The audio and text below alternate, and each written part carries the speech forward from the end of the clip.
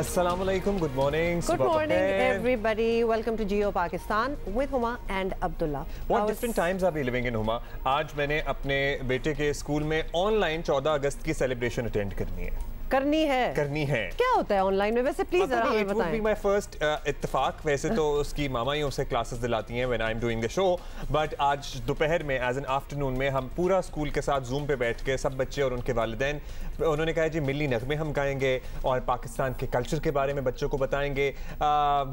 Things have become so different after this pandemic. By the way, pandemic से याद आया कि 79 लोग जो हैं गुज़श्ता 24 घंटों में फिर इंतकाल कर गए हैं और हमारे यहाँ 4,619 cases in last 24 hours report हुए हैं। और पॉजिटिविटी रेट जो हम आपको पिछले कुछ काफ़ी दिनों से बता ही रहे हैं, आज मुझे थोड़ा सा पॉइंट वाइज भी अगर आप देखें तो थोड़ा सा कम लग रहा है। 7.76% पॉजिटिविटी रेट है, which has come down a lot from 8, 9, 10, मतलब हम बहुत ऊपर तक चले गए थे। ये ओवरऑल मुल्क का पॉजिटिविटी रेट आपको बता रहे हैं, बट इंडिविजुअली मुख्तलिफ शहरों का ऑब्वियसली कुछ का बहुत ज्यादा है, जिस तरह के कराची का। हैदराबाद का क्या है? कल तक तो हैदराबाद का भी बहुत ऊपर जा रहा था। Hyderabad around 16-17%, but obviously double digit में है। So everybody has to take care, क्योंकि अब जो दिन आ रहे हैं ना, जैसे जैसे यौम आशूर और 9 और 8 मुहर्रम करीब आ रहे हैं, please be vigilant, please take care of yourself. एक नहीं मुल्क सर्ज बर्दाश्त कर सकता मुहर्रम के प्रोसेशंस के बाद। So be responsible in whatever you are doing, do whatever you want, but at least wear a mask. इतनी सी मेरा ख्याल है ये it's not too much to ask for, कि बस एक मास्क पहन लें अपने लिए भी और इर्द गिर्द जो आपके लोग हैं। बड़ा अच्छा सा मैंने एक दोस्त हैं हमारे, उन्होंने कहा जी आज़ादारी जिम्मेदारी के साथ। बहुत जबरदस्त बात की है। ठीक है जी। अच्छा एक हमने आपको एक चीज बतानी है। बता दें। आज by the way Nazia Hassan, the legendary Pakistan की सबसे मशहूर पॉप गुलकारा नाज़िया हसन की बरसी भी है और 21वीं बरसी है। 21वीं बरसी, और उनकी मौत के 21 साल बाद एक अजब पंडोरास बॉक्स खुल गया है, जिसमें उनके भाई जो उनके सिंगिंग पार्टनर भी रहे हैं और नाज़िया हसन की जोड़ी आपको पता है किसी तारुफ की मोहताज नहीं है। नाज़िया ज़ोहेब की जोड़ी, नाज़िया ज़ोहेब की जोड़ी, बल्कि इसी तरह ही तो मशहूर थे। बिल्कुल इसी तरह मशहूर थे भी। उन्होंने मुबैना तौर पर कहा जी कि उनके साबिका शौहर ने उन्हें जहर दिया और उनके साबिका शौहर कह रहे हैं कि ये सब मन घड़त और झूठी बातें हैं। ये दोनों लोग हमारे साथ कुछ ही देर में शामिल होंगे प्रोग्राम में, and we gonna get Zoheb Hassan's version as well, और फिर मिर्ज़ा इश्तियाक बेग से भी बात करेंगे रिगार्डिंग हिज एलिगेशन। मुझे वो तस्कीन बताइए जो कोई भी शख्स पा सकता है अपना नाम किसी इंतहाई खूबसूरत जगह पर, पहाड़ पर, पत्थरों पर लिखकर। मुझे बताइए कि क्या हासिल होता है इसमें? तो अब वो एक होता था ना दरख्तों पे नाम लिखा हुआ, बड़ा रोमांटिसिज्म। इट्स नॉट, अब तो वो भी नहीं है। इनफैक्ट आप ही को शायद कोई तस्कीन जो लिख रहा है अपना नाम पहुंचता होगा, कोई और देखे तो वो 2-4 गालियां भी दे के जाएगा, बिकॉज इतनी खूबसूरत जगह को आप तबाह करके जा रहे हैं। तो क्या चाहते हैं कि बाकियों से शाबाश मिलेगी? तो लिहाजा दिस इज सो ऑफ। आप किसी भी जगह जाएं, एक दरख्त लगाएं, उस स्पॉट को आप याद रखें, उसकी तस्वीर लें, उसमें एक तख्ती भी साथ में लगा दें, और आप 10 साल बाद, 5 साल बाद, 6 साल बाद जब उस पौधे को तनावर दरख्त बना हुआ देखेंगे, उसकी छांव में बैठ के तस्वीरें उतारें, फिर कुछ भी करें, that would be your tree. भाई आपको ये बहुत अच्छा आइडिया था वैसे बाय द वे, और आप कोई जगह जा रहे हैं, कोई अपनी निशानी छोड़ना चाहते हैं ना बेसिकली, तो डोनेट समथिंग, दरख्त लगाएं, कोई तख्ती लगा दें, आप कोई पानी के छोटी टंकियां लगवा दें, कोई डोनेशंस कर दें, आप उस जगह की को बेहतर करने में कंट्रीब्यूट कर दें। ये नाम लिखने से कुछ नहीं होने वाला, उल्टा बर्बादा लगाने में अपना हिस्सा ना डालें। शमाली इलाका जात की खूबसूरती अपनी मिसाल आप है, लेकिन सयाहों की जानिब से वॉल चॉकिंग कुदरती हुस्न को सर्टनली बर्बाद कर रही है, और ये तस्वीरें भी आपको पता है मीडिया पर वायरल हैं, जो इंतहाई अफसोसनाक फजूल हरकत है। मैं कहूँ तो लिहाजा गिलगित बल्तिस्तान हुकूमत ये लें जी, ये देख लें, ने ऐसे अफराद को ढूंढने के बाद खुद उनके हाथों सफाई कराने का सिलसिला जो है वो शुरू कर दिया है, और ये बहुत ही ज़बरदस्त बात है। I came across this picture yesterday on social media, और ये आइडिया मुझे इतना अच्छा लगा कि ढूंढो, तस्वीर भी लो, ताकि थोड़ी सी शर्मिंदगी हो भाई इंसान को। नॉट कि हम उनको बदनाम करने की कोशिश नहीं कर रहे, ऑल दो हरकत ऐसी की है, एटलीस्ट लोग थोड़े से तो डर जाए इस चीज़ से कि प्लीज़ हमें अपना नाम और इस किस्म की नहीं करना चाहिए, because we are destroying the natural beauty of that place. अच्छा जी, हमारे कॉरेस्पॉन्डेंट है अली अहमद, उनसे ज़रा बात करते हैं। अली, बताइएगा कि ये अब सिलसिला जो शुरू किया गया है, ये टूरिस्ट ही हैं जो वॉल चॉकिंग करते हैं या कुछ मकामी अफराद भी इसमें शामिल हैं, नौजवान? जी, सज़ा के तौर पर तो नहीं, लेकिन उनको यहाँ पुलिस ने जो ना हिरासत में ले लिया और यहाँ पर इस मुकाम पर लाए जहाँ उन्होंने वॉल चॉकिंग की थी। इस वॉल चॉकिंग को उनसे मिटा दिया गया है। ये जो है हुंजा में आज से कोई 20-25 साल कबल सिविल सोसाइटी और सियासी लोगों ने एक इलेक्शन के दौरान फैसला किया था कि यहाँ हुंजा में कोई वॉल चॉकिंग नहीं होगी। जो भी अपना मैसेज देना है वो पैनफ्लेक्स या कोई बैनर के जरिए दिया जाएगा। तब से यहाँ पर वॉल चॉकिंग मुकामी सतह पर लोग नहीं कर रहे हैं और यहाँ पे जो यूथ है वो बहुत एक्टिव है। इस तरह की वॉल चॉकिंग जहाँ पर भी होती है उसको हाईलाइट करते हैं सोशल मीडिया पर और अब इंतजामिया भी साथ देना शुरू कर दिया है। जी अली, हमें हुंजा से अपडेट कर रहे थे। बेसिकली इब्तिदा में खबर आई थी कि जनाब हिरासत में लिया गया। हिरासत में तो क्या ही लिया गया, बस इनको ये तंबीह की गई है और वार्निंग दी गई है, साथ में उस जगह पे वापस ले आए हैं पकड़ के पुलिस वाले। हिरासत वगैरह की जरूरत नहीं है, इसमें एम्बैरेसमेंट ही काफी हो जानी चाहिए कि हमें पकड़ भी लिया और हमें ढूंढ लिया, रादर नॉट पकड़ लिया और अब वो कह रहे हैं कि जी इसको साफ करो। तो एक कभी कभार एक जैसे स्कूल में सजा वगैरह नहीं होती, थोड़ी सी एम्बैरेसिंग गिरा दी है। गुड, मेरा तो यही है पेन। तो लिहाजा ये इसी में इंसान सीख जाए और सीख जाना भी चाहिए, इसको दिल पे नहीं लेनी चाहिए। आपने भी गलती की है तो साफ कर दो आराम से। अच्छा, कुछ टूरिस्ट ये शिकायत कर रहे हैं कि जनाब हुंजा की इंतजामिया को चाहिए, एक तो ये वॉल चॉकिंग वाला मसला है कि जरा डस्टबिन जो हैं वो ज्यादा तादाद में आप लगाएं ताकि जो कचरे के ढेर और उड़ते रैपर और शॉपिंग बैग्स जो हमें नजर आते हैं वो ना आए। कन्वीनियंट फॉर द टूरिस्ट कि उनको जरा ज्यादा दूर जाके डस्टबिन ना ढूंढना पड़े। Make it convenient for them, ये ठीक है उनका ये मांगना। अच्छा, लेट्स मूव ऑन और थोड़ी सी पॉलिटिक्स की बात करते हैं। शुरू तो करना ही है, सो लेट अस स्टार्ट। और आपको बताएं कि पंजाब में तब्दीली के लिए पीपल्स पार्टी भरपूर सरगर्म है और ऑपोजिशन जमातों को तहरीक अदम एतमाद की तजवीज़ दी। मुस्लिम लीग नून से बैकडोर राब्तों की भी खबरें हैं और लेकिन आपको ये बता दें कि लेकिन सवाल तो वही है, नंबर पूरे कैसे करेंगे। कभी भी कोई इस तरह की बात करता है ना, बैकडोर राब्ते, मेरा दिल कहता है मैं पॉपकॉर्न लेके बैठ जाऊं और फिर किस्सा सुनूं, एक इंटरेस्ट लेवल बढ़ जाता है। वैसे हम तो खबर दे रहे हैं लेकिन लोगों को पॉपकॉर्न लेके ही इसको सुनना चाहिए। अच्छा, मुस्लिम लीग नून पंजाब के सदर हैं राना सनाउल्लाह, उनका कहना है कि पंजाब हुकूमत गिराने के लिए बिल्कुल तैयार है, पहले पीपल्स पार्टी पूरे नंबर साबित करे। जहाँ तक अदम एतमाद की तहरीक का मामला है तो देखिए उसके लिए जो रिक्वायर्ड नंबर है वो इस वक्त पीडीएम के पास नहीं है और अगर वो नंबर हमारे पास हुआ और अगर पीपल्स पार्टी के पास है तो पीपल्स पार्टी हमारे साथ बैठे शेयर करे। ये बात जो है वो प्रेस कॉन्फ्रेंस में या तकारीर में तो करने वाली नहीं है, वो हमारे साथ बैठे हैं। अपोजिशन जो है वो कौमी असम्बली में जहाँ में अदम एतमाद होना है वहाँ पे इकट्ठी है। ये पिछले दिनों में खाना भी हुआ, पिछले दिनों में मुलाकातें भी हुई, वो आए बैठे हमारे साथ शेयर करें। अगर नंबर पूरा हुआ तो बिल्कुल वफाक में भी और पंजाब में भी अदम एतमाद का ऑप्शन जो है वो क्यों नहीं हम इस्तेमाल करेंगे। अच्छा जी, आपको बताएं कि ऑपोजिशन का पल्लड़ा सेनेट में ज़्यादा भारी है। नून लीग के सीनियर रहनुमा शाहिद खाकान अब्बासी कहते हैं पीपल्स पार्टी को तहरीक अदम एतमाद का शौक है तो सेनेट से शुरू करे। इतलात हैं कि पीपल्स पार्टी जहांगीर तरीन और दीगर हुकूमती इत्तेहादियों से भी राब्तों की खबरें हैं और पीपल्स पार्टी तरदीद कर रही है ना तस्दीक। और क्या हमारे ही शो पे नैयर बुखारी साहब ने हमारे शो पे कुछ कहा, सुन लें। देखें, ये पॉलिटिकल स्ट्रेटजीज जो है ना मीडिया पे डिस्कस नहीं की जाती होती। पॉलिटिकल स्ट्रेटजी बिल्कुल तो इसको हम हाँ समझे। देखो जी, हम तो पॉलिटिकल स्ट्रेटजीज हम इवॉल्व करते हैं, हम राब्ते करते हैं। हमारा ऑब्जेक्ट एक है कि इस हुकूमत से हम निजात कैसे चाहें और उसके लिए हमें जो भी जो हमारा कॉन्स्टिट्यूशनल राइट्स हैं, जो हमें आइन और कानून इख्तियार देता है, हम उसको जरूर इस्तेमाल करेंगे।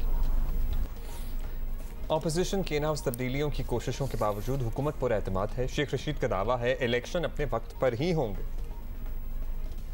ये अदम एतमाद की बातें करने वाले अकल के अंधे हैं और अभी कुछ चंद हफ्ते पहले इमरान खान ने कॉन्फिडेंस वोट लिया और 100% कॉन्फिडेंस वोट लिया और पंजाब में शौक पूरा करें जी अदम एतमाद का। पंजाब जो है हुकूमत के साथ होता है। और जी आपको बताएं कि पीपल्स पार्टी मुश्तरका जद्दोजहद के लिए अभी तक सरगर्म है। आज़ाद कश्मीर में नून लीग के साथ मुश्तरका सदारती उम्मीदवार का भी ऐलान कर दिया। अपोजिशन के दोबारा इकट्ठे होने के साथ इत्तेहादियों से राब्ते हुकूमत के लिए तशवीशनाक हो सकते हैं। तो यहाँ समथिंग इज ब्रूइंग हेयर। और अच्छा जी, जरा तफसील ले लेते हैं और जरा इनसाइड कोई बात करने निकालने की कोशिश करते हैं। पीटीआई का पहले तो पर्सपेक्टिव पंजाब फयाजुल हसन चौहान साहब हमारे साथ मौजूद हैं कि how they are planning to deal with any change that is any development or any change that opposition is trying to make. बहुत शुक्रिया फयाज साहब। फयाज साहब, इत्तला ये है कि पंजाब में इन हाउस तब्दीली के लिए पीपल्स पार्टी अपोजिशन जमातों को इकट्ठा कर रही है, बैकडोर राब्ते भी हो रहे हैं। नंबर्स को देखा जाए तो मार्जिन बहुत ज़्यादा नहीं है, तो क्या पंजाब हुकूमत को कोई परेशानी है इस पर? 3 साल गुजर गए हैं, सुबह दोपहर शाम एक ही जनाब पहाड़ा जाना 2 दूनी 32 तो 4 दूनी 36 वाला कि जनाब बुज़दार हुकूमत जा रही है, बुज़दार हुकूमत जा रही है, बुज़दार हुकूमत जा रही है। बुज़दार साहब जा रहे हैं, बुज़दार साहब उतर रहे हैं। मैं 3 साल से समझा के थक गया, मीडिया के दोस्तों को भी, अपोजिशन को भी, पब्लिक को भी, कि 5 साल सरदार उस्मान बुज़दार साहब ने पूरे करने ही करने हैं और उनका कॉन्स्टिट्यूशनल राइट है। और prime minister of Pakistan Imran Khan साहब के नॉमिनी होने के पॉइंट ऑफ व्यू से भी वो 5 साल वज़ीर आला रहेंगे।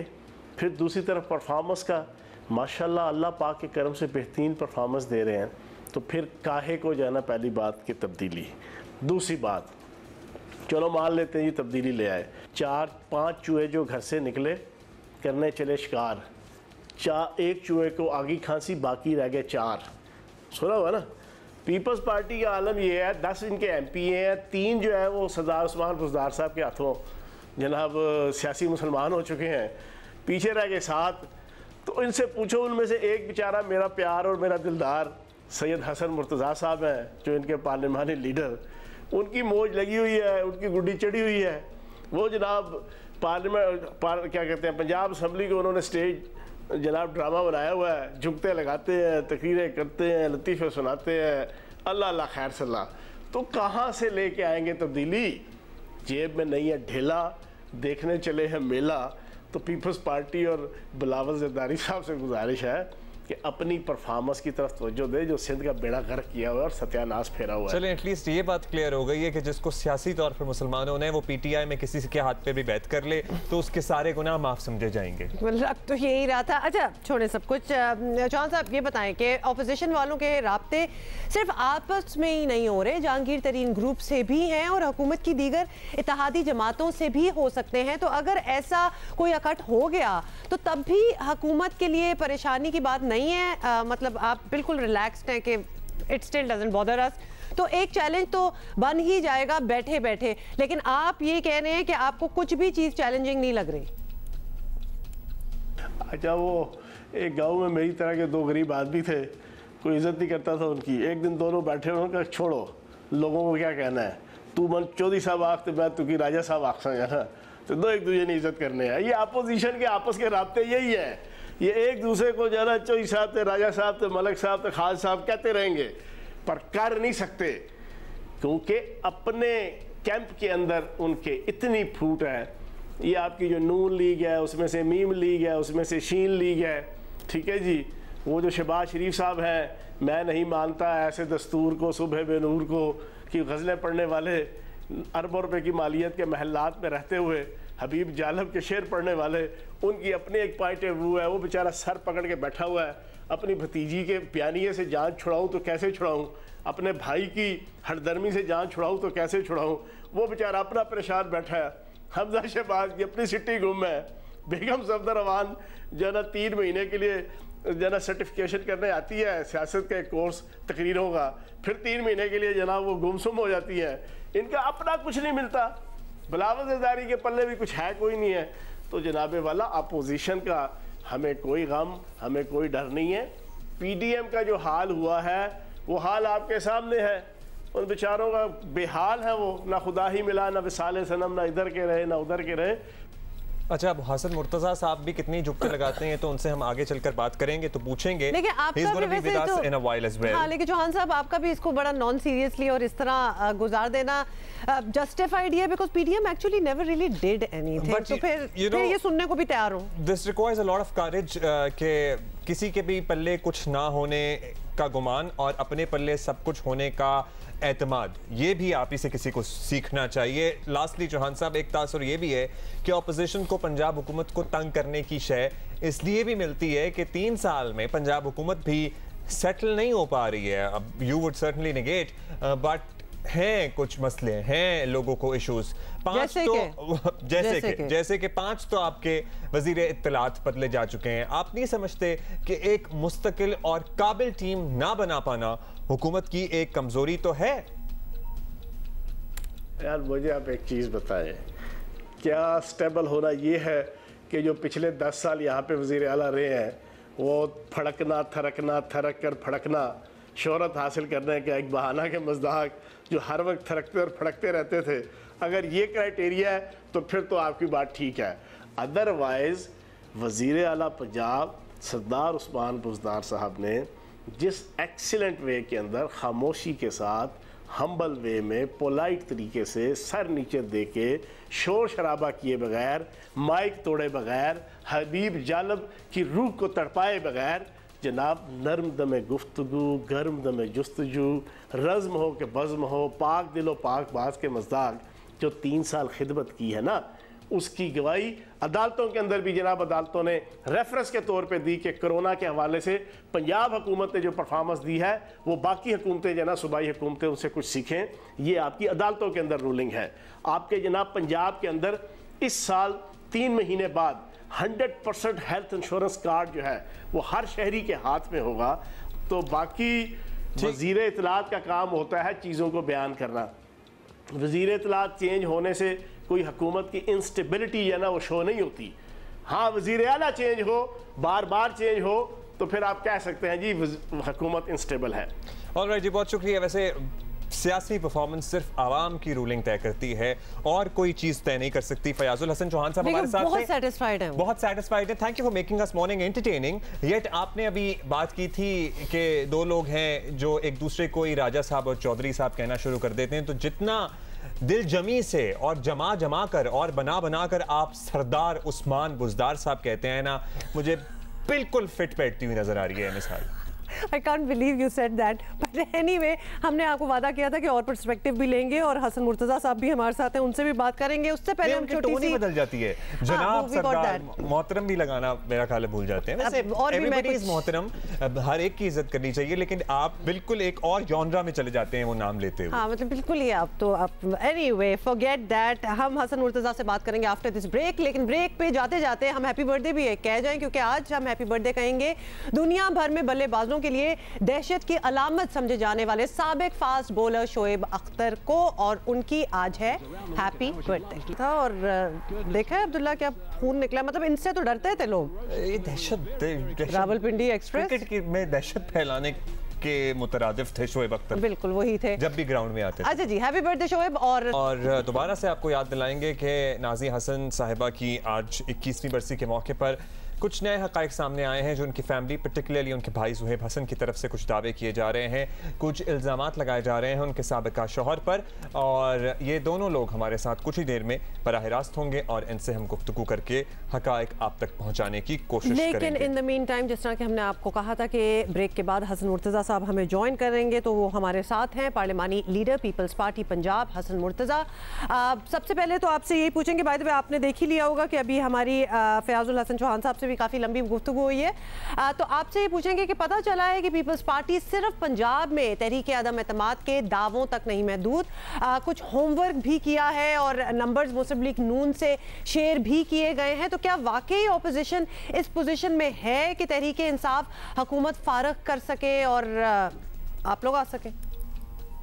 जी बिल्कुल दुरुस्त बात है जी। पीपल्स पार्टी ने उस पर होमवर्क भी किया है और पीपल्स पार्टी जो है वो महज दामों तक नहीं है और ना ही दामों पे यकीन रखती है। हमने तो माजी में साबित किया है कि हमारे पास नंबर्स भी होते हैं और हम बात भी वो करते हैं जिसको हम पूरा कर सकें। हमने उनको नंबर्स दिए हैं, बात नीयत की है। अगर वो अपनी नीयत ठीक करें तो ये हुकूमत एक दिन भी नहीं चल सकती। तहरीक इंसाफ इस वक्त भी हुकूमत में नहीं है। अगर आप असम्बली के अंदर जो उनकी कारकर्दगी है उसे देखें तो वो ज़ीरो है। यहाँ तक कि हुकूमत के ख़िलाफ़ बिल पास हो रहे हैं। हुकूमत ये प्रिविलेज एक्ट जो पिछले दिनों में पास हुआ है, उस दिन हुकूमत जो थी वो बायकॉट पे थी, अपोजिशन ने वो बिल पास करवाया है।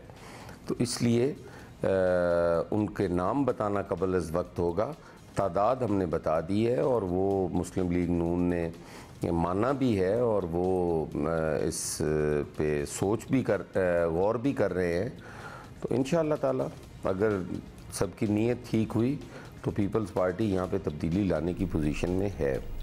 ऑलराइट जी, आप कह रहे हैं नीयत अगर ठीक हुई तो पीपल्स पार्टी तब्दीली लाने की पोजीशन में है। हसन साहब, इत्तला ये भी है कि जहांगीर तरीन ग्रुप और दीगर हुकूमती जो इत्तेहादी हैं उनसे भी राब्ते हुए हैं, तो ये लोग हुकूमत में खुद बैठे हैं, खुशी से बैठे हैं, ये आपका साथ क्यों देंगे? ये दुरुस्त बात नहीं है कि वो तमाम लोग जो हैं वो खुश बैठे हैं हुकूमत के अंदर। वो तो धड़ों में बटे हुए हैं और इस बुरी तरह बटे हुए हैं कि 30-30, 35-35 लोगों का एक ग्रुप है। एक जहांगीर तरीन साहब की क़यादत में ग्रुप है, वो भी मौजूद है। एक आज़ाद हम ख्याल ग्रुप उन्होंने बनाया हुआ है, वो भी हमारे साथ राब्ते में है। और जहाँ तक ताल्लुक़ है, जब किसी को कोई आगे से चीज़ नज़र आए तभी वो पीछे चलते हैं। यहाँ पर मैं समझता हूँ कि अपोजिशन की नाकामी है, नाअहली है, नालायकी कह ले कि वो उस चीज़ को कैश नहीं करवा रहे। और शायद यहाँ की जो बड़ी पार्टी है पाकिस्तान मुस्लिम लीग नून, वो ये समझती है कि इस बैड गवर्नेंस को हम आने वाले इलेक्शन में कैश करवाएंगे। और यही दावा उनका पहले भी गलत साबित हो चुका है। GB के इलेक्शंस में आप देख लें, कश्मीर के इलेक्शंस में आप देख लें, और ज़िमनी इलेक्शंस में भी अगर आप देखें, जो सियालकोट की सीट वो हारे हैं, बड़ी पक्की सीट थी उनकी, लेकिन वो नहीं जीत पाए। आप अगर उनको टाइम देंगे तो उससे वो मजबूत होंगे, वो कमज़ोर नहीं होंगे। कोविड के पीछे, हर चीज़ में कोविड के पीछे छुपने की कोशिश, और हुकूमत का बड़ा फेलियर है। वहाँ पे बड़ी गुंजाइश है इस वक्त उनको गिराने की। अच्छा हसन मुर्तज़ा साहब, आपकी बातों से तो लग रहा है कि सब कुछ सेट है। तो अगर तमाम स्कीम्स जो हैं वो तैयार हैं तो फिर मुस्लिम लीग नून को साथ रखना ज़्यादा मसला नहीं होना चाहिए। लीगी क़यादत की जानिब से किस तरह का रद्द अमल मिला है? क्या वो तहरीक अदम एतमाद के लिए संजीदा लगे हैं आपको? देखिए, मैं समझता हूँ कि तहरीक पाकिस्तान मुस्लिम लीग नून जो है, उसके अंदर जो इंतशार है, उसके अंदर जो डिवीज़न है, वो शायद उन्हें कोई फ़ैसला करने नहीं दे पा रही। वहाँ पे एक बयानिया मियाँ नवाज़ शरीफ साहब का है, एक बयानिया जो है वो मियाँ शहबाज शरीफ साहब का है, और इसी तरह पंजाब असम्बली के अंदर देखें तो उनके MPs में भी बड़ी बेचैनी पाई जाती है। जो रूरल एरियाज़ से आए हुए हैं वो लोग हमेशा पावर पॉलिटिक्स के वो कायल रहे हैं और इक़्तिदार देखा है उन्होंने। उनके लिए बड़ी परेशानी है कि आने वाला 2023 का जो इलेक्शन है उसमें हमारा क्या बनेगा। क़यादत यहाँ मौजूद नहीं है, और जो मौजूद है उनका आपस में कोई लाइज़ॉन या कोई इस किस्म का नहीं है। और फिर PDM भी एक तरह से ख़त्म ही होगी। अगर ANP ना हो, पाकिस्तान पीपल्स पार्टी ना हो, तो PDM भी मुकम्मल नहीं है। और वो PDM का बयानिया भी जो है वो चेयरमैन बिलावल भुट्टो ज़रदारी को फॉलो कर रहे हैं। आज अगर हम तहरीक इंसाफ को पंजाब के अंदर शिकस्त दे लेते हैं तो ये अपोजिशन की बहुत बड़ी कामयाबी होगी। मरकज़ की हुकूमत जो है वो तो 10 किलोमीटर रेडियस में हुकूमत है, वो तो नहीं चल सकते एक दिन भी। फैज़ाबाद चौक पे आके फेडरल गवर्नमेंट ख़त्म हो जाती है। तो इसलिए बहुत ज़रूरी है आइंदा के सियासी लाए अमल के लिए, हिकमत अमली के लिए, कि हम पंजाब के अंदर जो है तब्दीली लाएँ। चले जी, कोशिश तो है आपकी और आपको उम्मीदें भी बड़ी हैं। हसन मुर्तज़ा साहब, बहुत शुक्रिया आपका। लेट्स सी कि आपकी उम्मीदें कब बराती हैं, बराती भी हैं कि नहीं आती हैं, क्योंकि ये बातें तो जो हकीकत बात है काफ़ी अरसे से हो रही हैं। मतलब बातें हो जाती हैं तो कुछ कॉन्क्रीट अब जब होगा तो उस पर बात होगी। But anyway, let's move on. Gujranwala में जी 1 मिनट में 50,000 पौधे लगाने का आलमी रिकॉर्ड कायम हो गया है। कुछ दिन पहले भी हमने आपको जिक्र किया था कि ये अटेम्प्ट हो रहा था, तो दैट इज ऑसम। और इस सरगर्मी में 12 15,500 स्टूडेंट्स ने हिस्सा लिया और इससे पहले का जो रिकॉर्ड था वो 1 मिनट में 37,000 पौधे जो थे वो लगाने का रिकॉर्ड और वो था इंडिया का। यस, तो हमने वो रिकॉर्ड तोड़ दिया है 50,000 पौधे लगा के। और पौधे लगाते स्टूडेंट्स की कैमरों और ड्रोन से वीडियोस भी आपको हम दिखा रहे हैं। How nice is that वैसे? What a fun activity, I must say. Indeed, that is a fun activity, very fun activity। और वो लोग जो कह रहे हैं जनाब GT रोड का ये पैच अगर 50,000 पौधे लगा जनाब इसको जंगल बनने दें, कोई मसला नहीं है वैसे ग्रीन पैच ही है ना। अगर इर्द गिर्द आप सोचें कि कितना टेम्परेचर में फर्क पड़ेगा पूरे शहर के, और वैसे में भी कितना फर्क पड़ेगा। बिल्कुल, क्योंकि अगर आप वैसे भी देखें तो पूरी दुनिया में ही जो फॉरेस्ट होते हैं वो साथ रोड्स चल रही होती हैं, हाईवेज चल रहे होते हैं और लिटरली इर्द गिर्द फॉरेस्ट होते हैं। तो हमें भी यही करना चाहिए। इलाके की खूबसूरती में इजाफा करेगा ये जंगल और बड़ा मजा आएगा, देखने जाएंगे। और वैसे ही क्लाइमेट कितना बेहतर हो जाएगा आपका। ज़्यादातर फलदार दरख्त हैं तो उससे भी प्रोडक्टिविटी होगी, लोगों को फायदा भी होगा, हुकूमत को फायदा होगा।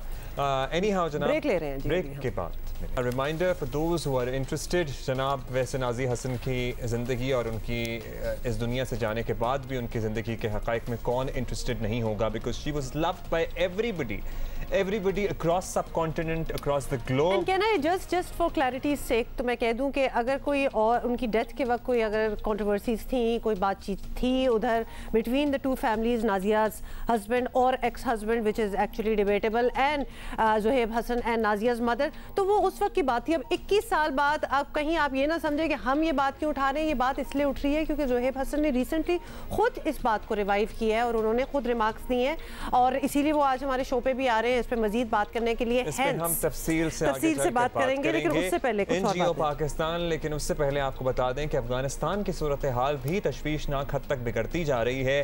तीसरे बड़े शहर हेरात और गजनी के बाद दो अहम तरीन शहर कंधार का कंट्रोल भी दूसरे अहम तरीन शहर कंधार का कंट्रोल भी अब तालिबान के पास जा चुका है। 34 में से 12वां सूबाई दारुल हुकूमत अफगान तालिबान के कंट्रोल में जा चुका है, जबकि तालिबान दारुल हुकूमत काबुल से सिर्फ 130 किलोमीटर दूर रह गए हैं। कुंदुज हमले की वीडियो सामने आ गई है जहां एयरपोर्ट पर तैनात अफगान फौज ने मुजाहिमत के बगैर हथियार डाले। पाकिस्तान अफगान मसले के सियासी हल पर जोर देता है, लेकिन वज़ीर आज़म इमरान खान समझते हैं कि अब सियासी हल भी नजर नहीं आ रहा है। The political settlement is looking difficult right now. And it's looking difficult right now because the Taliban are refusing, and we tried, I tried to persuade the Taliban. This is months back, 3 or 4 months back.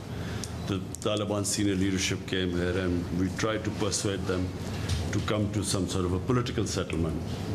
The only thing that would stop Afghanistan from descending into anarchy is a political settlement. But unfortunately, the Taliban, when they were here, they felt that they refused to talk to Ashraf Ghani. Their condition is that as long as Ashraf Ghani is there, we are not going to talk to the Afghan government. अच्छा जी, बहुत सी developments हैं और चूंकि बिल्कुल हमारी neighbour ही है अफगानिस्तान, तो we should be more concern what's happening over there. Senior तजियाकार आदिल नजम हमारे साथ हैं। आदिल नजम, अब अफगानिस्तान के हालात बड़ी तेज़ी से बदल रहे हैं, बल्कि बदल नहीं रहे, बड़ी तेज़ी से ख़राब हो रहे हैं। तो पहले तो ये बता दें कि अमरीका को इस पर कोई जेन्युइन कंसर्न है, कोई तशवीश है या बस वो दामन झाड़ के हट गए? तशवीश तो यकीनन है, तशवीश बहुत ज़्यादा है। उनके छोड़ने के जाने का मतलब ये नहीं है कि उनको तशवीश नहीं है या उनको पता नहीं है कि क्या हो रहा है। उनको उतनी ही तशवीश है जितनी बाकी दुनिया को है, EU को है, यूरोप को है, आपने अक़वाम मुत्तहिदा में देखा, रूस को है, चीन को है, तुर्की को है, ईरान को है, पाकिस्तान को तो यकीनन है क्योंकि इसका मलबा जो है वो सबसे ज़्यादा हम पे पड़ेगा और सबसे ज़्यादा लेकिन जो पड़ेगा वो तो अफगानियों पर ही पड़ेगा जो इतने सालों से, दिहाइयों से इसको बर्दाश्त कर रहे हैं। तो ये कहना कि तशवीश नहीं है ये तो गलत होगा। तशवीश यकीनन है, वो जानते हैं कि क्या हो रहा है। 19 साल बाद अमेरिका ने ये फैसला कर लिया कि यार ये हमारे बस का खेल नहीं है। हमने कोशिश की, हमने जानें खर्च की, अपनी जानें भी खर्च की, अफगानियों की, पाकिस्तानियों की जानें ज़ाया गई, पैसा लगा, लेकिन कोई पेशरफ नहीं हो रही। तो इन अ वे सबक ये सीखा कि अच्छा फिर छोड़ो और वापस जाओ। हमारे तो अपने बड़े मसाइल हैं, और खुसूसन अमेरिका के इस वक्त बड़े मसाइल हैं। जाने का मतलब ये भी नहीं है कि वो ये नहीं जानते कि इसका नुकसान होगा। जाने का मतलब ये है कि they are no longer prepared कि वो सोल्यूशन इसका ढूंढें। और वो कह ये रहे हैं कि जनाब अफगान जाने और अफगानिस्तान जाने और बाकी जो रीजन है, अगर आप सीरियस है तो अब आप खुद इसका हल निकालें। पर आदिल साहब, अफगान हुकूमत हो या अमेरिका हो, अफगानिस्तान के हालात की खराबी का जिम्मेदार कोई भी अपने आप को मानने को तैयार नहीं है, अपनी गलतियां मान नहीं रहे हैं, दूसरों पर मलबा डाल रहे हैं। तो क्या अमेरिका में कोई ये सवाल नहीं पूछ रहा कि जनाब सैकड़ों अरब डॉलर खर्च हुए, अमरीकी फौजियों की भी जान गई, जख्मी भी हुए, जिंदगी भर के लिए अपाहज भी हुए, अफगान हुकूमत और आर्मी इतनी ताकतवर क्यों नहीं हो सकी कि अंदरूनी चैलेंजेस से निमट सके? मतलब है कि बगैर कोई मुजाहिमत के सरेंडर किए चले जा रहे हैं और तालिबान इलाका दर इलाका फतह किए चले जा रहे हैं। ये जो आपका सवाल है ना, ये एक तरह से बहुत ही आसान सवाल है, एक तरह से बहुत ही मुश्किल सवाल है। जिम्मेदारी, कोई जिम्मेदारी कबूल नहीं कर रहा, यकीनन अमेरिका नहीं कर रहा है, यकीनन अफगानिस्तान में जो है वो गनी साहब जो है वो ढूंढ रहे हैं कि कौन स्केपगोट है, किस पे मैं इस पे मलबा डाल सकता हूँ। अमेरिका में भी यही कोशिश हो रही है, लेकिन बाकी भी कोई नहीं कर रहा। तालिबान जो हैं, जो इस वक्त जुल्म और बर्बरियत कर रहे हैं, वो भी ये तस्लीम नहीं कर रहे कि जनाब हमारी वजह से एक पूरी कौम और एक मुल्क पे कितने जुल्म ढाए गए हैं और कितने अरसे के लिए ढाए गए। अमेरिका की तारीख की तवील तरीन जंग लड़ी क्यों गई? इस पे इतना पैसा, इतनी जिंदगियां क्यों वारी गई और उससे मिला क्या? और जब आप निकले तो कैसे निकले कि आपने तालिबान के साथ सिर्फ गुफ्तगू की, उन्हें एक प्लेट पे आपने अफगानिस्तान पकड़ा दिया। उस गुफ्तगू में आपने जो है काबुल की हुकूमत को शरीक ही नहीं किया। तो ये सवाल ज़रूर उठेंगे, अमेरिका में इस वक्त भी उठे जा रहे हैं। और जो मुशाहिबत दी जा रही है वो वियतनाम के साथ दी जा रही है, वो अमेरिका की शिकस्त के हवाले से दी जा रही है। और ये आप देखते रहेंगे, अमेरिकन इलेक्शन में आप देखेंगे, अमेरिकन सियासत में आप देखेंगे, बाइडन साहब पे जब उनका फैसला होगा कि उन्होंने क्या पाया क्या खोया।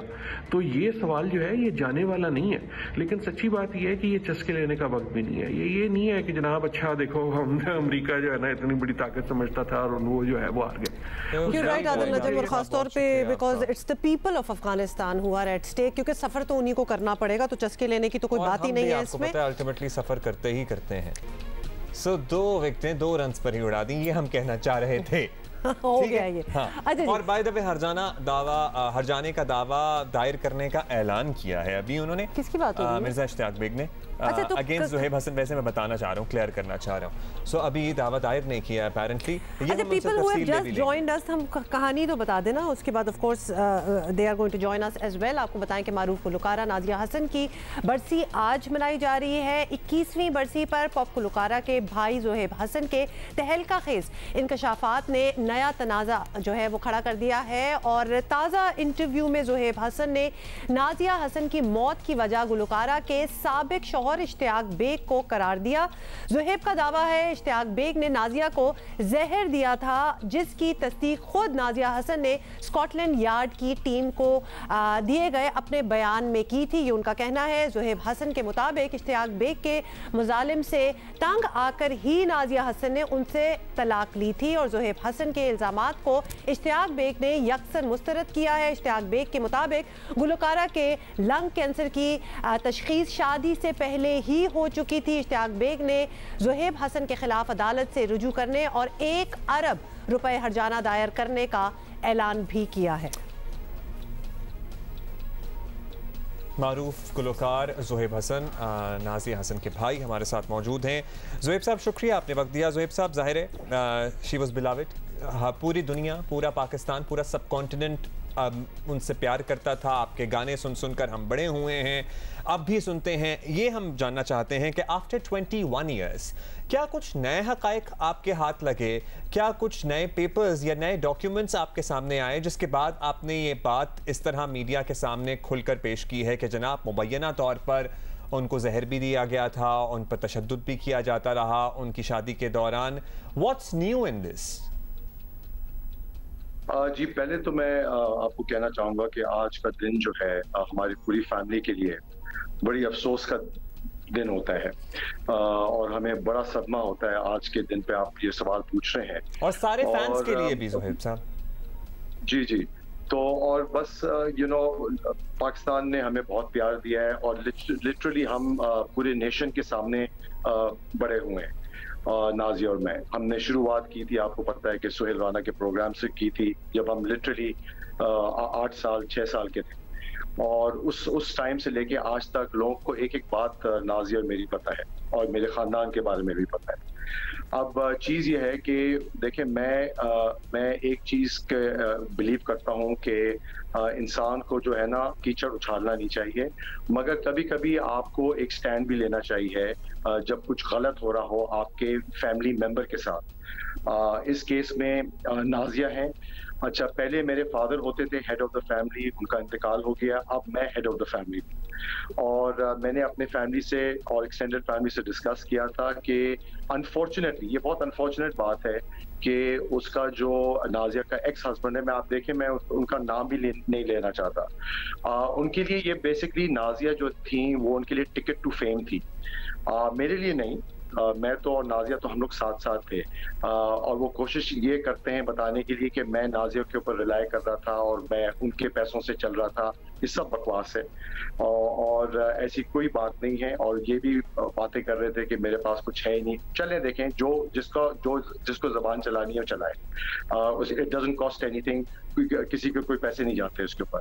तो अब मैं एक चीज़ कहना चाहता हूँ कि ये जो नाज़िया के पॉइंट ऑफ व्यू से जो है एक कोर्ट केस हुआ था, उसके बुनियाद के ऊपर जो है यूके हाई कोर्ट उन्होंने एक डिसीजन लिया था और ये बड़ा जायज डिसीजन लेते हैं, बड़ा सोच समझ के लेते हैं अगेंस्ट द फादर।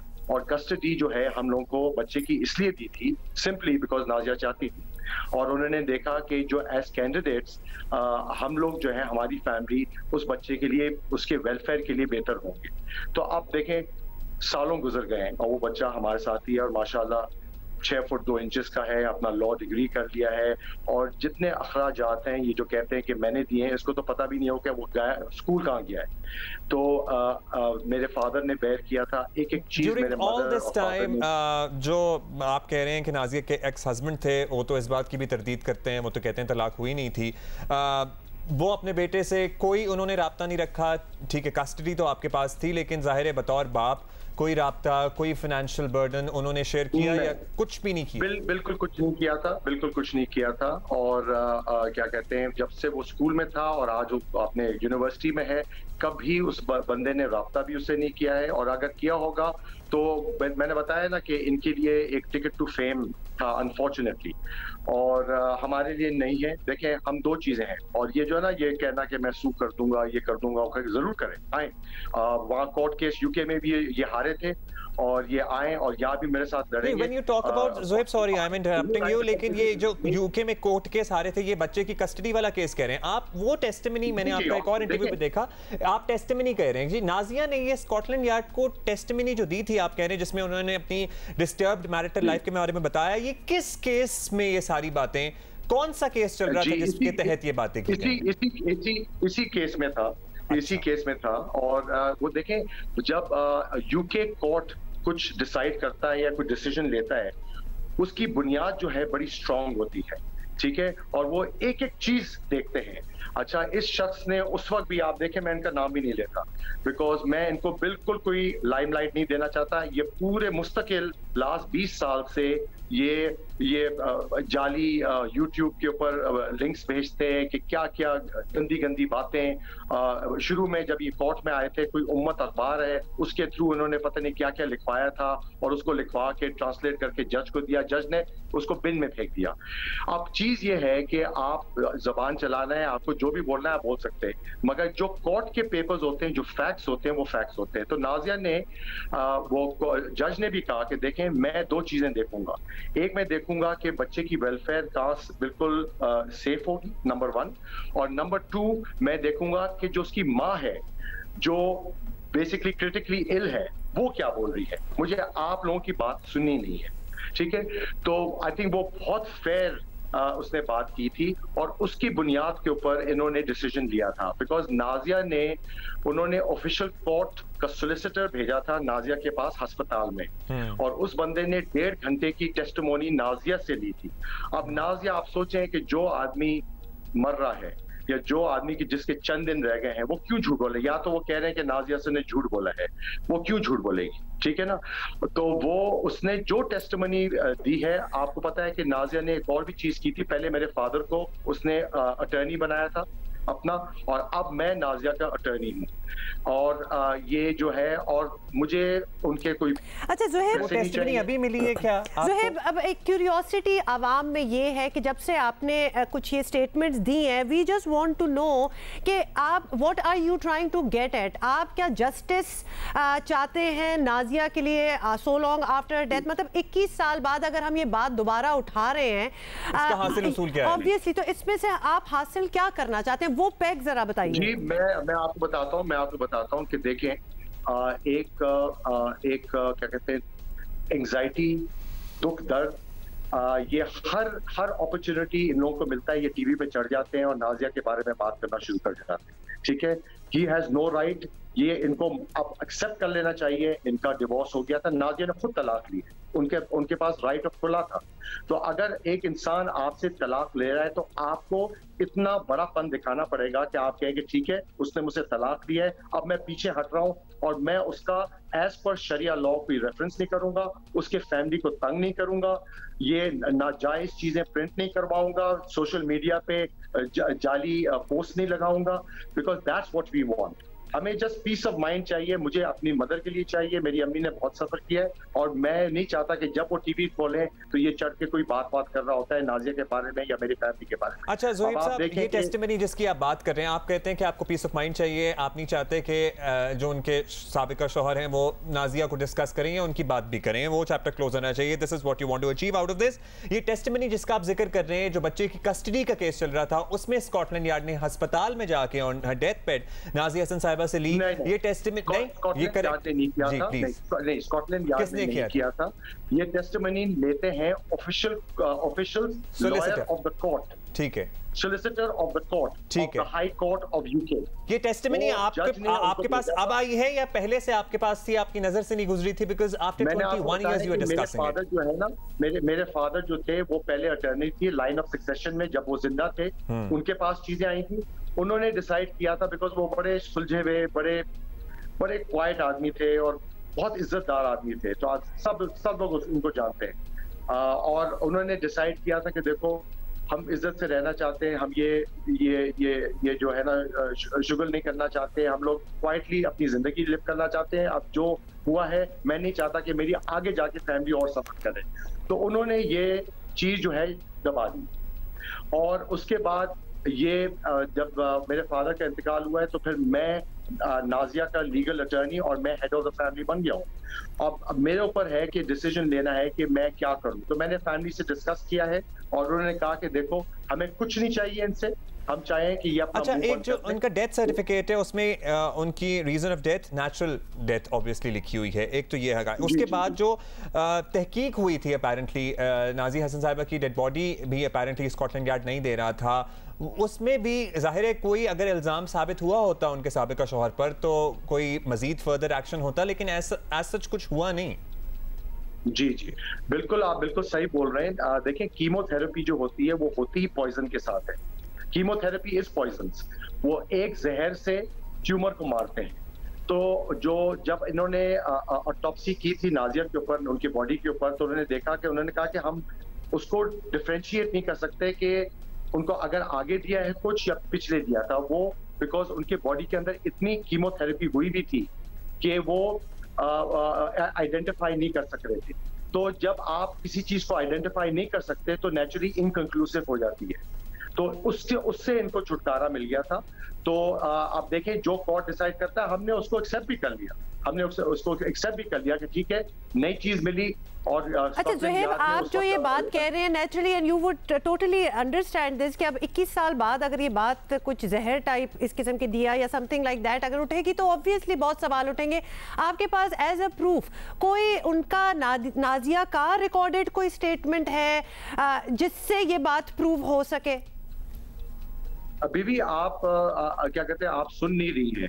मैंने ऑलरेडी आपको एक 10 पेज की डॉक्यूमेंट भेजी है जियो को, आपके पास वो डॉक्यूमेंट है, आप उसको प्लीज पढ़ लें। वो नाजिया की अपनी टेस्टिमोनी है, उसके अपने डेथ से पहले हॉस्पिटल में जो उसने ऑफिशियल कोर्ट सोलिसिटर लॉयर को दी थी यूके में। उसके अंदर एक एक चीज जो नाजिया ने खुद अपने जबान से अपने मुंह से बोली है, और वो आप पढ़ लें, उसके अंदर सब कुछ क्लियरली मेंशन है कि अच्छा, तो फिर जो है फिर ग्रेट, ठीक है, ये आपने बता दिया, लेकिन फिर ये जरूर बता दीजिएगा कि उनका जो डेथ सर्टिफिकेट था उसमें अभी भी उनका ऑब्वियसली डिटेल्स जो लिखी हैं उसमें उनके वाइफ ऑफ इश्तियाक बेग लिखा हुआ है। मतलब अगर डिवोर्स भी हो चुकी है तो वो डेथ सर्टिफिकेट में वाइफ क्यों लिखा हुआ है?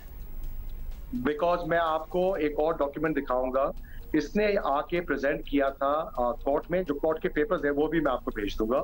इसने कहा था कि मेरी शादी तो नाजिया हसन डॉटर ऑफ बसीर हसन से कभी हुई नहीं थी, मेरी तो शादी हुई थी नाजिया हसन डॉटर ऑफ अमीर हसन, ये लिखा हुआ है उसके अंदर। और इसने क्या किया था, डिलेइंग टैक्टिक्स किए थे कि नाजिया ने इससे तलाक मांगी थी, वो खुद गई पाकिस्तान हाई कमीशन में, खुद उन्होंने खुला लिया, खुद तलाक लिख के इसको भेजा है, ठप्पा लगा के हाई कमीशन ने दिया है, वो डॉक्यूमेंट क्या है। मगर इसका खेल ये था कि ये इसको डिले करता जा रहा था, और ये कभी कुछ रेस कर लेता था, ये स्टूपिड चीज जैसे कि इसने रेस की थी कि अमीर हसन डॉटर, और ये इसने कोर्ट में वहां भी इसने बोला था।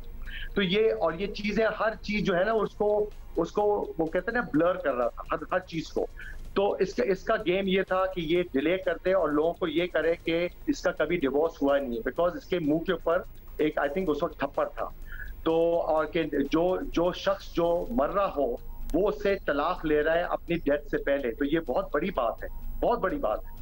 तो और ये जो अपना जो कहता है कि मैं लव करता हूँ और ये और वो, ये सब I don't know, I don't want to go into that. अच्छा, बट मैंने अपने बहन को देखा है कि उसने कितना दुख और दर्द समाया है। अच्छा ज़ोहैब साहब, एज अ फैन, क्योंकि नाजिया साहिबा के तो सभी फैन हैं, and as a fan apart from what we are discussing right now, as a fan we really want to ask you, how was this marriage arranged? If this मुबैना तौर पर आप कह रहे हैं कि शौहर जो इतने प्रॉब्लमैटिक आदमी थे, was it an arranged marriage, was it a love marriage, what really happened? देखें, मैं आपको बताऊं, इस शख्स ने अगर ये पूरे नेशन को फूल कर सकता है कि ये क्या है, इसने 2 शादियां पहले भी की हुई हैं, और ये बड़ी बड़ी स्टेटमेंट बनाता है, इसके कोई फाउंडेशन भी खोला हुआ है जिसने कुछ बिल्कुल कुछ काम नहीं किया है। ये मुझे नाजिया हसन फाउंडेशन के बारे में करते हैं, पहले तो मैं नाजिया हसन फाउंडेशन में इन्वॉल्व ही नहीं, ठीक है। नंबर 1, नाजिया हसन फाउंडेशन जो है मेरी अम्मी चलाती थी, और जब से वो बीमार हुई हैं उसके अंदर कोई इतना काम एज सच नहीं हुआ है। अब as a legal attorney of Nazia, अब मैंने सोचा है कि अब मैं कुछ करूंगा। हमने एक पैसा भी पब्लिक से नहीं लिया, एक पैसा भी नहीं लिया। तो ये जो इसने जो कहा है कि ये किया है वो किया है, दिस ऑल नॉनसेंस। और क्या कहते हैं, अब इंशाल्लाह मैं करूंगा, मैं कोशिश कर रहा हूं कि एक मेडिकल सेंटर बनाऊंगा। मेरे फादर जो है माशाल्लाह बिजनेस में बहुत बड़े थे, इस्टेब्लिश थे, उनके भाई थे 4, उन्होंने काफी बड़ी कंस्ट्रक्शन बिजनेस यहाँ और यूके में भी रखी हुई है। और इनफैक्ट मैं आपको बताऊं कि इसके पास कोई घर नहीं था इंग्लैंड में, ये गाड़ी भी हमारी चलाता था जिसकी मैं आपको तस्वीर भेज दूंगा, और मेरे फादर की चलाता था, और ये हमारे घर में बाहर रहता था। हमारे विंबलडन में घर था जो पूरी दुनिया जानती है उसके बारे में। तो ये जो है, ये सब जो इनके जो क्लेम्स हैं, सब जैसे पहले थे कोर्ट में और अब ये सब फॉल्स क्लेम्स हैं। और मैं जो हूँ, मैं इस चक्कर में पढ़ना नहीं चाहता। अगर ये आते हैं, मैंने अपने लॉयर से बात कर ली है यूके में भी और यहाँ भी, और उसी लॉयर से जो केस जीता था यूके में कस्टडी का, उससे भी मैंने बात की है कल। नूर सिद्दीकी साहब उनका है, और वो शरिया लॉ में भी स्पेशलिस्ट है और यूके लॉ में भी स्पेशलिस्ट है, और he is an award winning lawyer. मैंने उनसे कल तफसील में बात की थी, उन्होंने कहा था कि इसके पास कोई केस नहीं है, ये जाके स्टेटमेंट्स इधर उधर बना रहा है, बनाने दें, और हमारे पास प्रॉपर डॉक्यूमेंट्स हैं, हम डॉक्यूमेंट्स के तहत चलेंगे, ठीक है। और हम ये चाहते हैं, मैं चाह रहा हूँ 2-3 चीजें, मुझे कुछ इससे पैसे नहीं चाहिए, हमें एज अ फैमिली कुछ इससे जरूरत नहीं है, इसको जो करना है ये करे, अपने बारे में जो उसको कहना है कहे, जो अपने कर रहा है करे, इंशाल्लाह हमें कोई इससे बला नहीं, हमारी कोई बला नहीं।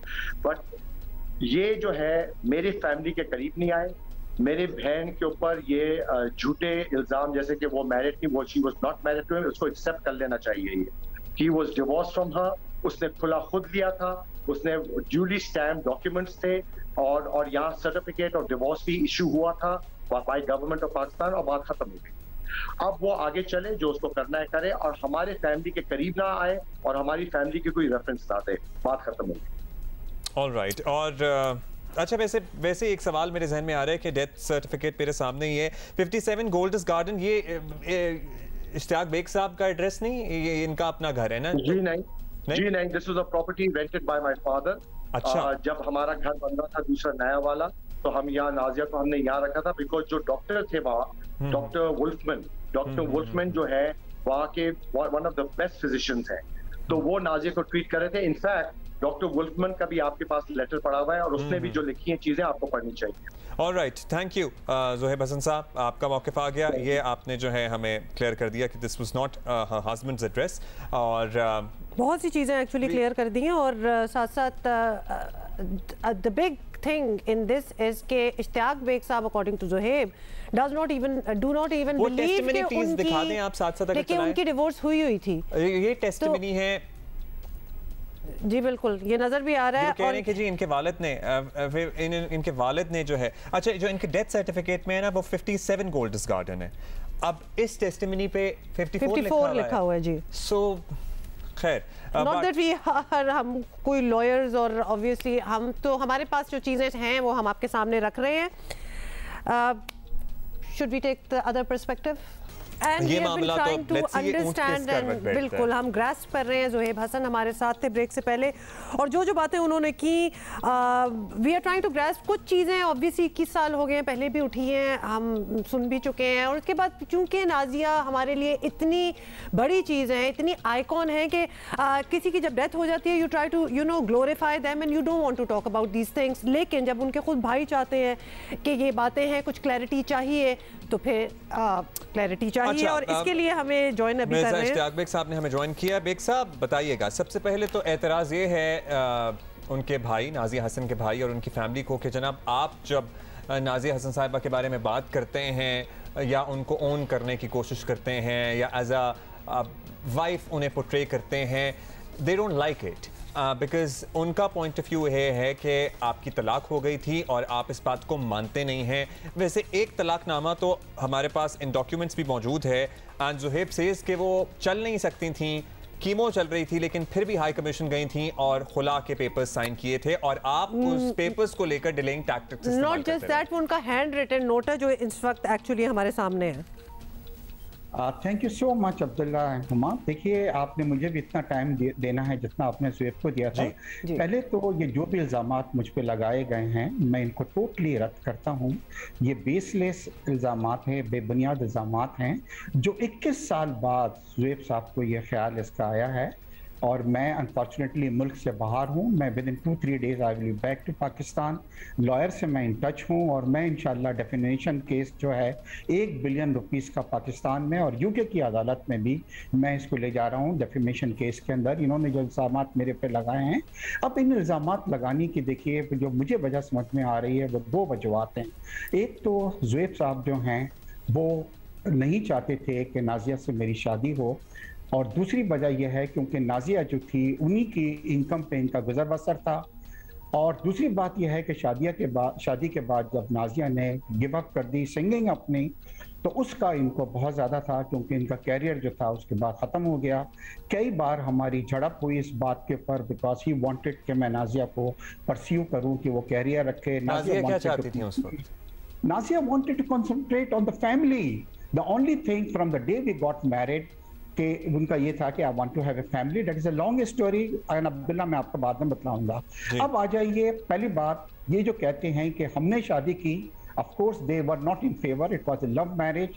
6 month I was with Nazia. Nazia ने मुझे बताया कि 92 में उनको कैंसर हो गया है, वो डिप्रेस थी, and then I said it doesn't matter, and मेरी फैमिली इस चीज़ के लिए राजी नहीं थी, they didn't want, but मेरी शादी हुई, आई वॉज वेरी हैप्पी, और अल्लाह ने हमें एक ब्लेस किया। आज आपके प्रोग्राम में ये पहली बार मैं बता रहा हूँ कि गायनोकोलॉजिस्ट था जिसने डायना की मतलब डिलीवरी की थी बच्चों की, उसने नाजिया को ये मना किया था कि don't think of family because you don't have one ovary, you have cancer, आपको कीमो हो चुकी है। नाजिया वाज एडमेंट कि नहीं जी, ये मेडिकल जर्नल में आया है, और ये मेरी थोड़ी सी ये थी कि at the end of the day I give up, और डॉक्टर ने ये कहा था your cancer can come back, और नाजिया का कैंसर दोबारा आया यूके के अंदर। मैंने आपको नाजिया की डेथ सर्टिफिकेट भेजा है जिसमें क्लियरली मेंशन है कि नाजिया की डेथ किस तरह कैंसर से हुई, हॉस्पिटल के अंदर हुई।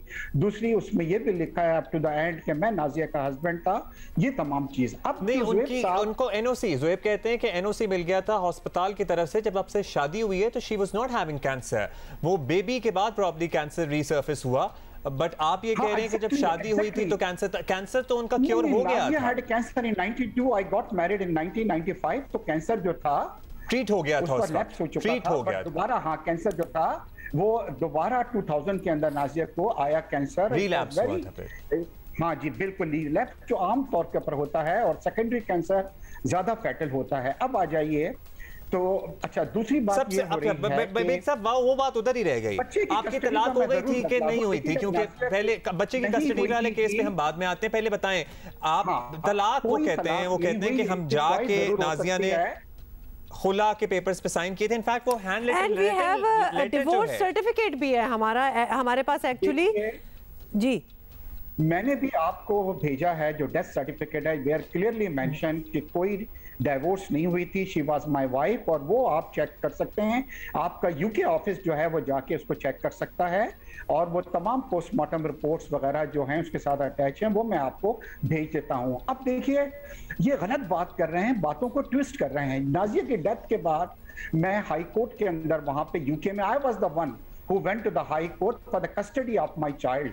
आज मैं आपको ये चीज भी बतला रहा हूं कि इनके वालिदैन ने मुझसे 1 मिलियन पाउंड मांगे थे for the custody of my child, और उन्होंने ये कहा था कि अगर आपने हमें ये नहीं पे किए तो हम आपको इस तरह की चीजों के अंदर बदनाम करेंगे। And I did not give up, we went to the court, in the high court. अब आ जाइए जी, the high court ask me कि फॉर अस, बिकॉज नाजिया का जो बच्चा था, जो मेरा बच्चा है, वो ब्रिटिश सिटीजन है, and in the court in UK the custody of the child मिलती है कि वेलफेयर ऑफ द चाइल्ड पे डिपेंड करती है कि वेलफेयर ऑफ द चाइल्ड किस चीज में है।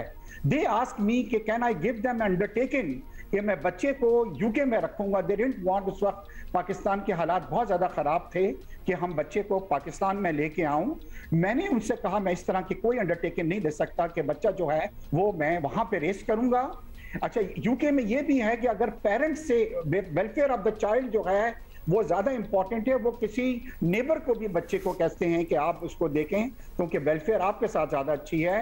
एंड दे गॉट, इनको कस्टडी उन्होंने दी कि आप इसको, यही वजह है कि बच्चा अभी तक पाकिस्तान नहीं आया, बच्चा वहीं पे है, whereas I wanted to bring the child to here. अच्छा, ये जो कह रहे हैं कि Scotland yard for God sake की कस्टडी के अंदर स्कॉटलैंड यार्ड नहीं, वो कह रहे हैं सोलिसिटर, कोर्ट की तरफ से सोलिसिटर गया था नाजिया हसन से अस्पताल में 1.5 घंटे का बयान रिकॉर्ड किया था। ये उनकी डेथ से पहले बयान दिया था regarding the custody of the child. No no no, this is all custody जो है वो तो डेथ के बाद ही शुरू होती है ना। कस्टडी तो मैं नाजिया की जिंदगी में तो नहीं लेना चाहता था, नाजिया की डेथ के बाद I was the one who went to the high court. और दूसरी ये है कि ये भी इन्होंने सब गलत बयान किया। देखिए, मेरी एक अपनी रिकॉग्निशन है, मैं एक एस्टेब्लिश आदमी हूँ, मैंने कभी मेरे सिर्फ जान पहचान जो थी वो, मैंने कभी किसी को ये कहता भी नहीं हूँ कि मतलब नाजिया मेरी वाइफ थी। मतलब हुआ ये है कि ये इनको, अब एक चीज मुझे जो कल पता लगी है, कराची से मेरे पास कुछ कॉल आते हैं, ये केडीए में रहते हैं, केडीए के अंदर जो है इनके बराबर में ये जाफर जो हैं, जो अभी मुकद्दम केस हैं, जाहिर जाफर, ये इनकी वालदा की बहुत अच्छी, उनकी लड़के जाफर की वालदा दोस्त हैं। He is very friendly with. Baig sahab एक सवाल जो कि हम ब्रेक में भी सोच रहे थे and we have to ask you, बाकी डिवोर्स का आप कह रहे हैं, हालांकि हमारे सामने एक पर्चा है जिसमें उन्होंने खुद हैंड रिटन नोट है नाजिया का, लेकिन आप कह रहे हैं डिवोर्स नहीं हुई थी, फिर कस्टडी की एक वो बैटल चली आपकी। Are you in touch with your son? आपका 21 साल के बाद जब भी बेटा आपका पैदा हुआ, अब तो माशाल्लाह वो 19-20 साल का होगा, आप माशाल्लाह जी, तो are you in touch with him? आप have you supported him? Huma, मैं इस वक्त आपको इसका जवाब इसलिए नहीं दूंगा because I don't want any problem for him. He is in the custody at the moment, उनकी कस्टडी के अंदर है, तो इसका मैं आपने उसका खर्चा उठाया, आपने उसकी पढ़ाई का, उसको स्कूल भेजने का, यूनिवर्सिटी फाइनेंशियल सपोर्ट जो होती है अपने बेटे की। आपसे कहा है कि मैं इसके बारे में जरा सा आपसे कुछ नहीं कहूंगा because I don't want any problem for him। अब मैं इन टच रहने की बात नहीं करना चाह रहा था। अच्छा, एक बहुत इंपॉर्टेंट सवाल रह गया फिर से बेग साहब प्लीज, वो जो हैंड रिटन नोट है नाजिया का जिसमें वो आपसे तलाक मांगने की दरखास्त दायर कर रही हैं, तलाक कंप्लीट ना होना एक और है, क्योंकि ज़ुहैब सेज़ के आप डिलेइंग टैक्टिक्स इस्तेमाल कर रहे थे, वो हैंड रिटन नोट तो सच्चा है या उसमें आप समझते हैं कि वो नहीं है? सब चीजें ये बनाई गई हैं। ज़ुहैब साहब जब एमक्यूएम के मिनिस्टर थे या एडवाइजर थे, उस वक्त ये डाइवोर्स सर्टिफिकेट वगैरह इन्होंने बनवाया, क्योंकि he was associated with MQM, he was the adviser और द मिनिस्टर समथिंग। अब आपको एक चीज बताऊं कि टाइमिंग्स क्यों हैं। आज 21 साल बाद ज़ुहैब साहब को इसलिए ख्याल आया कि फाउंडेशन के ये हेड हैं और इन तरह की चीजें करने से फाउंडेशन को ज्यादा डोनेशंस मिलेगी, जिस पे उनका गुजर बसर है। दूसरी चीज जो है कि ये जो जाहिर जाफर हैं, इनकी फैमिली से ये करीब केडीएम में इनके घर के करीब ही रहते हैं और उनका अक्सर घर में आना जाना था। हमारी शादियां भी उससे इस कॉन्वर्सेशन का कोई लेना देना नहीं है। नहीं, इसका लेना देना क्योंकि हमारी conversation is on a totally different topic. देखिए, अब वो किसको जानते थे, किसको नहीं जानते थे। इसको ये हुआ है कि मीडिया की डाइवर्ट कर दिया गया है, उससे जो कंक्लूड करने केस की तरफ जा रहा था उसको डाइवर्ट कर दिया गया है और एक नॉन इशू के ऊपर आ गया है। जो 21 साल बाद ऐसी क्या नई चीजें आई हैं ज़ुहैब साहब के पास जो वो मतलब इस चीज को अब इस वक्त लेके आए, तो टाइमिंग्स की तरफ आप तवज्जो दीजिए इसके अंदर। अच्छा, ठीक है, we get your point. I am sorry fine Baig साहब, अब मजीद टाइम हमारे पास नहीं है, but thank you for being with us. Although I must confess here, ये connection with Noor Muqaddam case ये इन्हीं से हमने पहली बार सुना है, इससे पहले ये सुना भी नहीं है। तो ये ही इज सेइंग और वो कह रहे हैं वी डोंट नो। ठीक है, जो पाकिस्तान में जो तलाकनामा है वो तो सर्टिफिकेट तो बाद में निकला है, लेकिन वो जो लेटर है जो यूके में नाजिया ने जमा कराया हुआ है वो भी अपनी जगह मौजूद है। Alright, so ये this was all that we had और ये आपके सामने रखा है। बाकी of course you can decide what you think is the right thing। हम कल मिलेंगे आपसे 14 अगस्त special show we have, please do not miss it। Although इस वक्त हम आपको टाइम कंफर्म नहीं कर रहे, लेकिन हम एक और बात, सोशल मीडिया पे को सिर्फ उनके अच्छे गानों के साथ याद रखना वो तो है ही है। See you tomorrow।